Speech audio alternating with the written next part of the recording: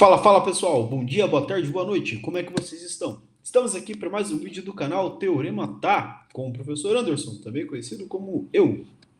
E o assunto que a gente vai falar hoje é sobre equação do segundo grau. E sim, vamos falar da famosa fórmula de Bhaskara.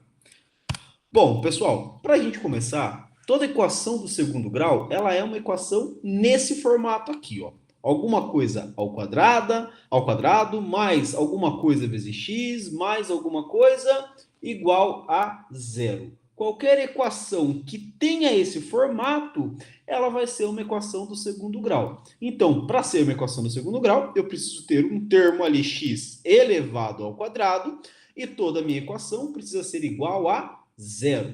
Beleza. Notem aqui que nós temos esse A, esse B e esse C. Essas letrinhas, na verdade, quando nós tivermos a equação, elas vão ser números, vão ser valores, números positivos ou números negativos. E elas vão ser bastante importantes para o processo de resolução, tá, pessoal? Mas, a princípio, esse A, esse B e esse C, eles vão ser chamados de coeficientes da nossa equação, tá? Então, tanto o A quanto o B quanto o C, eles são coeficientes da nossa equação, tá? Bom, pessoal, como que nós vamos resolver uma equação do segundo grau? Ou seja, como que eu vou encontrar os valores para o x de forma que quando eu substituir esse x na minha equação, o resultado vai ser zero. Lembrando que esse é o nosso objetivo. Para nós resolvermos a equação, nós precisamos encontrar quais são esses valores. A princípio, parece uma ideia muito difícil, muito complicada, mas vamos resumir o processo de resolução em 3 passos, tá, moçada? O primeiro passo é identificar os coeficientes. Lembrando que quem são os coeficientes? São justamente os A, B e C, que eu mostrei logo agora, certo? Então, o nosso primeiro passo é justamente fazer isso, é identificar quem são esses coeficientes. O segundo passo, aí já vai entrar um pouquinho de conta. No segundo passo, nós vamos calcular um negócio chamado discriminante dessa equação. E quem que vai ser esse discriminante? Nós chamamos esse discriminante de delta e nós representamos ele por esse triângulozinho aqui. Então, como que eu vou calcular o discriminante? Ele sempre vai ser calculado dessa forma aqui, ó. Delta igual b ao quadrado menos 4 vezes a vezes C. Sempre será calculado dessa forma. E percebam aqui, ó, que eu sempre vou ter que usar os valorzinhos do A, do B e do C. E quem vão ser esses valores? Vão ser justamente os valores dos coeficientes que nós vamos encontrar ali no primeiro passo. Então, eu encontro os coeficientes, fiz o primeiro passo. No segundo passo, eu vou calcular o discriminante, usando essa nossa fórmula, só que os valores para o A, para o B e para o C serão os valores que eu já vou ter encontrado no passo anterior. Uma coisa está ligada com a outra, percebam só. Bom, para finalizar, o terceiro passo, nós temos que aplicar a fórmula resolutiva, que daí é a nossa formulazinha que vai nos dar de fato quem é o valor para o x. E essa formulazinha é nesse modelo aqui, ó. X é igual a menos b mais ou menos a raiz quadrada do delta dividido por 2a. Quem serão esses a e b? Serão os valores dos coeficientes que nós vamos ter encontrado lá no primeiro passo. E quem vai ser esse delta aqui? O valor desse delta vai ser justamente o delta que eu encontrei no segundo passo. Então, nós precisamos juntar tudo isso, tanto as informações do primeiro e do segundo passo, e aí nós conseguimos encontrar o valor para o x. E para saber, pessoal, essa nossa expressão aqui para o x é o que nós chamamos de fórmula de Bhaskara. Mas por que eu coloquei aqui que é fórmula resolutiva? Porque dentro da matemática tem um debate de que não foi necessariamente o Bhaskara que determinou essa fórmula ou não, ele roubou, não roubou. Então, para evitar algum tipo de discussão, a gente chama ela de fórmula resolutiva, tá? Mas quem chama fórmula de Bhaskara não vai estar totalmente errado. Beleza, moçada? Bom, vamos para um exemplo agora então, né? Um exemplo, então, para a gente começar, o nosso primeiro passo é sempre identificar os coeficientes, né? Lembrando que os coeficientes são sempre o A, o B e o C. E o detalhe aqui, moçada, é que o A, ele sempre vai ser o coeficiente que estará junto com quem? Com o x ao quadrado. Quem vai ser o B? O B sempre vai estar com o x. E quem vai ser o C? O C é sempre aquele termo que está lá sozinho, não está acompanhado do x, tá? Lembrando também que a equação sempre precisa ser igual a zero. Beleza, então, pessoal. Vamos começar aqui com o nosso exemplo, com a função x ao quadrado mais 5x mais 4 igual a zero. Então, primeiro passo, identificar os coeficientes. Quem vai ser o coeficiente A? O coeficiente A é sempre o número que está junto com o x ao quadrado. Mas aqui na nossa equação, eu tenho o x ao quadrado e não tem nenhum número ali junto com ele, na frente dele, acompanhando esse x ao quadrado. Quando não tiver nenhum número, quem vai estar escondido ali? É o 1. Então, nessa situação aqui, eu já sei que o A desse meu exemplo vai ser 1. Quem que vai ser o B? O B é o coeficiente que acompanha o x elevado a 1. Nesse caso aqui, então, o meu B vai ser o 5. E quem vai ser o C dessa função? O C é sempre o termo que está lá sozinho, não está acompanhado de um x. Nesse caso, o C é 4. Percebam que nós já fizemos o primeiro passo, que é identificar os coeficientes. Já determinei quem é o A, quem é o B e quem é o C.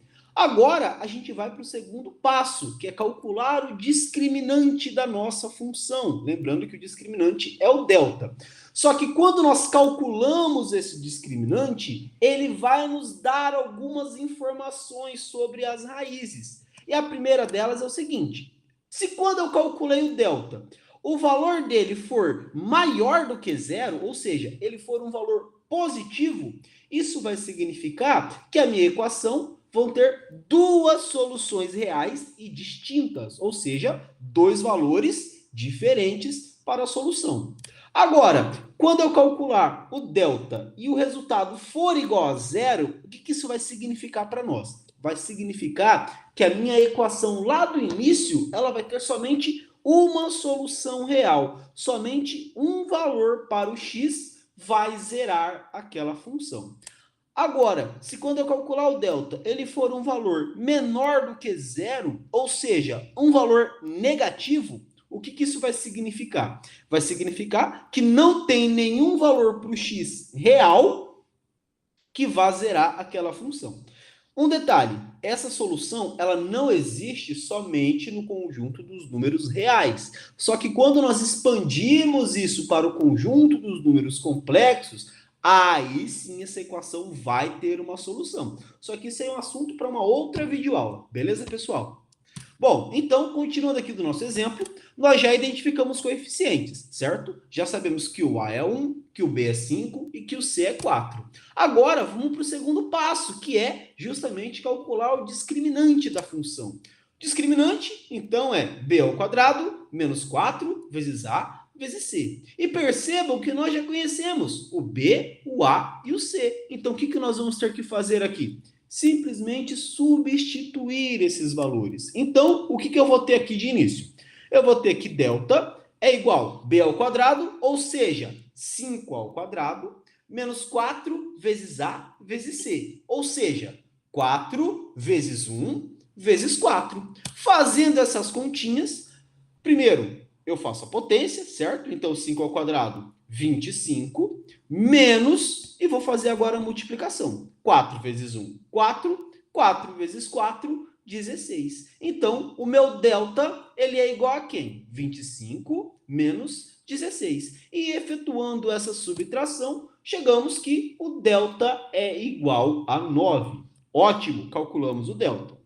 Como esse nosso delta ele é um valor maior do que zero, o que isso significa então para nós? Vai significar que a nossa equação, ou seja, essa x ao quadrado mais 5x mais 4, possui duas soluções reais e distintas. Ou seja, dois valores diferentes vão zerar essa nossa equação. Agora, o terceiro passo, ele vai nos dizer quem são esses valores, quais são esses x. Beleza. Para isso, nós temos que aplicar a nossa fórmula resolutiva ou a fórmula de Bhaskara e por aí vai. Bom, nós já conhecíamos os valores do A, do B e do C, e no passo anterior nós descobrimos o valor do delta, que é 9. O que eu vou ter que fazer aqui então nesse caso? Eu vou ter que simplesmente substituir os valores na nossa expressão. Sabemos aqui que o x ele é igual a menos b, mais ou menos a raiz quadrada de delta, dividido por 2a. Então, eu vou começar substituindo quem? Vou começar substituindo b. Quem que é o b? É 5. Então, vai ficar o quê? Menos 5. Mais ou menos a raiz quadrada do delta. E quem que é esse delta? É justamente o 9 que nós encontramos no segundo passo. Então, a raiz de delta vai virar o quê? Vai virar a raiz quadrada de 9, dividido por 2a. Mas quem que é o nosso A mesmo? O nosso A é 1, então fica 2 vezes 1. Pessoal, percebam que na nossa fórmula tem um mais e um menos. Esse mais e menos, ele surge da dedução da fórmula. De onde que surge essa fórmula? Eu não trouxe a dedução aqui, mas ela vai ficar para um outro vídeo como curiosidade. Beleza, pessoal? Bom, continuando aqui então na nossa resolução. Vamos ter menos 5, mais ou menos a raiz de 9, a raiz quadrada de 9.